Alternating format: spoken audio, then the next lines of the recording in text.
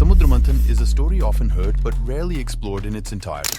This video is for those who truly want to know the full details, events, items involved, and the origin behind the Kumbh Mela, so make sure to watch the full video. So, let's begin. Let's clear the background and scenario first.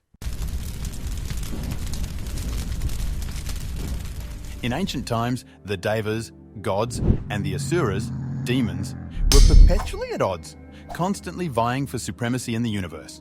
During one of these conflicts, the Devas found themselves weakened. But why, you may ask? Well, there's a story behind it. If you have ever noticed, there is a very mischievous character in Hindu scriptures who constantly finds himself in trouble. Well, it's Indra, the king of Swarg. While riding on his divine elephant, he came across the Arshi Durvasa, who offered him a special garden as a prasad. Yes, an entire garden.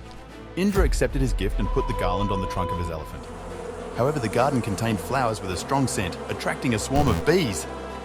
Annoyed by the bees, the elephant threw the garland on the ground. This enraged the sage Devas, who cursed Indra and all the Devas to be bereft of all strength, energy, and fortune. Thus Devas weakened, they were defeated, and the Asuras, led by Bali, emerged victorious. With no other option, the Devas sought the help of Vishnu.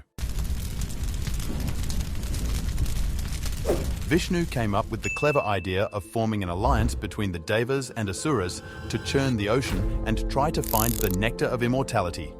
What is churning, you say? Well, it's this thing. However, Vishnu assured the Devas that he would arrange for them alone to obtain the nectar. The churning of the ocean of milk began. Mount Mandara was uprooted and used as the churning rod. Vasuki, a naga who resided on Shiva's neck, became the churning rope after being promised a share. Vasuki coiled himself around Mandara. The Devas relented and held the tail, and the churning commenced. However, Mandara was too enormous and sank to the bottom of the ocean. Vishnu, in the form of his Kurma avatara, lit turtle, came to the rescue and supported the mountain on his shell. As the churning progressed, 14 Ratna emerged, each significant in its own right.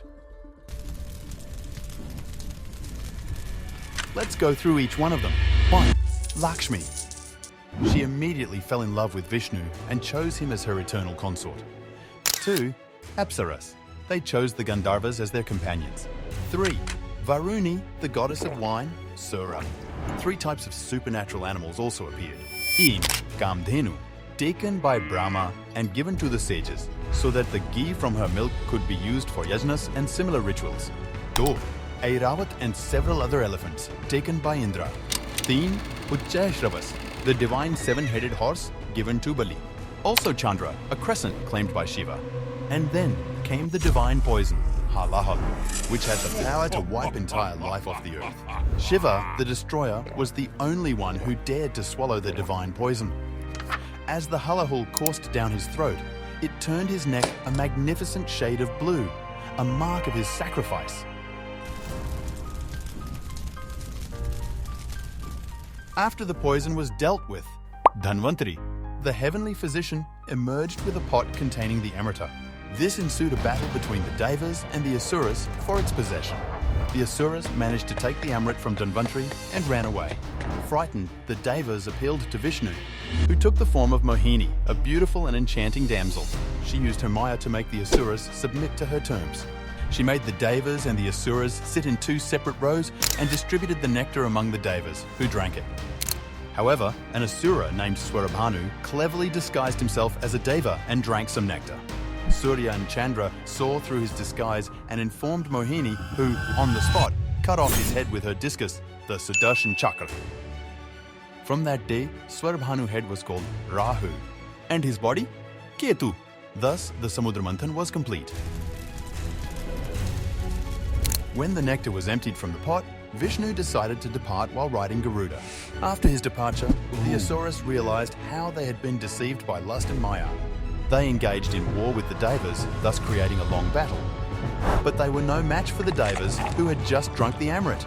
The Devas emerged victorious and exiled the Asuras to Patalok, regaining Swarg.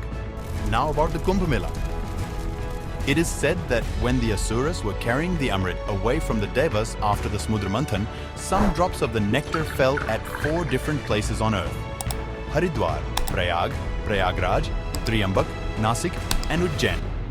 Thus, every 12 years, Kumbh Mela is celebrated to attain moksha.